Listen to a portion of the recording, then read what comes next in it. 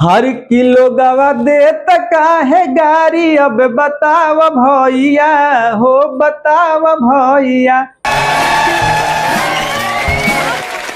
Kilo गवा दे तका है गारी। अब बताव बबुआ हो बताव भैया।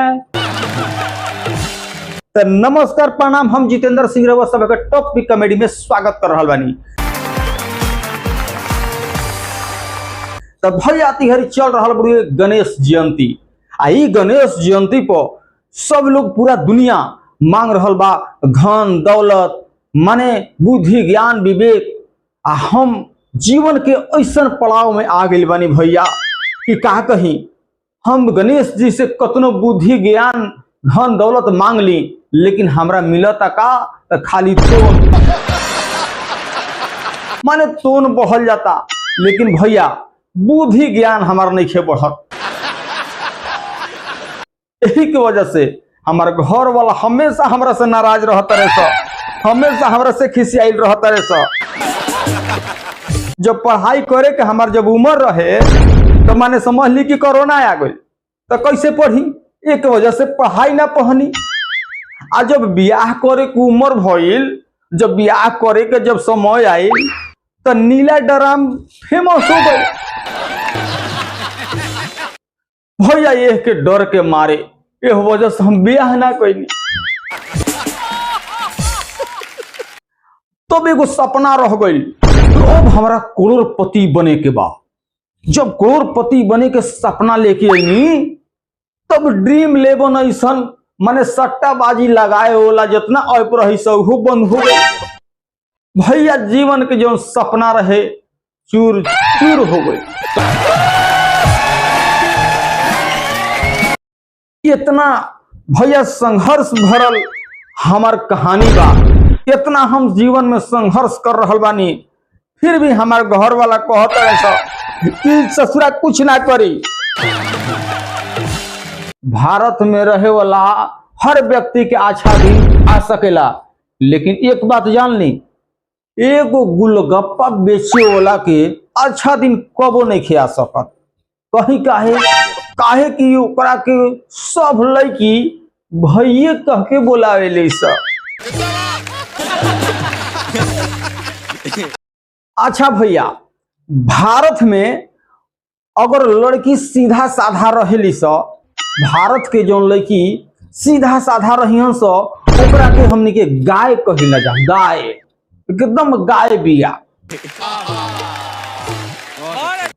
आय अगर लड़का उहे सीधा साधा होखे, एकदम माने सीधवा लड़का होखे, तो ओकरा के गधे लोग कहेला। बताई, अच्छा एक बात बताई, माने इतना बड़ा भेदभाव कि खाली लड़का के साथे काहे आए? समझ ली कि भैया पूरा विश्व में 195 गो देश बा, लेकिन लैट्रिन के जो सीट बा, लैट्रिन के जो सीट होखेला, ओकरा के दुए गो कैटेगरी में काहे बांटल गइल बा? एगो के कहल जाला माने अंग्रेजी सीट, एगो देहाती सीट। अच्छा भैया, रोज सभे तो जाना तनी जा कि हम लड़की से कितना दूर रहिला, माने हमेशा माने समझी नु कि 10-20 किलोमीटर दूरे रहिला हम। आजे से ना, बचपने से। हाँ, अरे ऐसे ही हम काल का कहनी कि जितेंद्र सिंह इंस्टाग्राम पर अपना आईडी पर एगो पोस्ट डाल देनी। जब पोस्ट डालनी तो एगो आपस में लड़का लड़की माने कमेंट में ही बात करे लगले सब, बात करत रहन सो, तो माने हम देखत रही, लेकिन हम कुछ ओकरा में रिप्लाई बीच में ना करत रही। माने बात बढ़त बढ़त इतना बात बढ़ गई, माने कि नंबर लेवे देवे तक बात पहुंच गई। तब भैया का करी, माने हमरा एकदम बर्दाश्त ना भइल। माने जब बर्दाश्त ना भइल तो खट से ना कहा के नहीं कि पोस्ट डिलीट कर देंगे। लोग हमरा से पूछेला कि भैया ब्याह काहे नहीं करत, ब्याह काहे नहीं करत। हम कैसे लोग के बताई कि हम ब्याह काहे नहीं करत?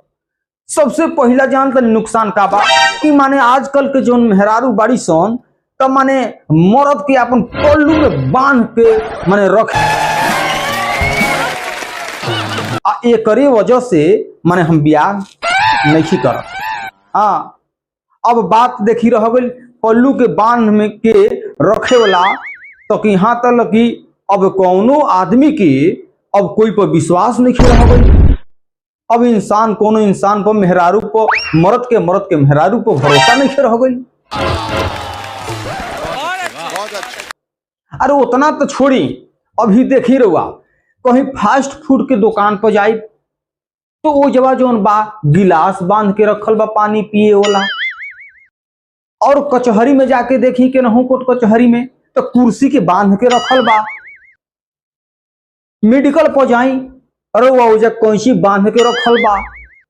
यहाँ तक तो भैया ठीक बा, यहाँ तक एकदम माने कुछ तक हद तक ठीक बा, लेकिन भैया रहुआ ट्रेन में चढ़ जाई तो करा टॉयलेट में जो जग बा ओकरो के सीकर में बांध के रखल गइल बा।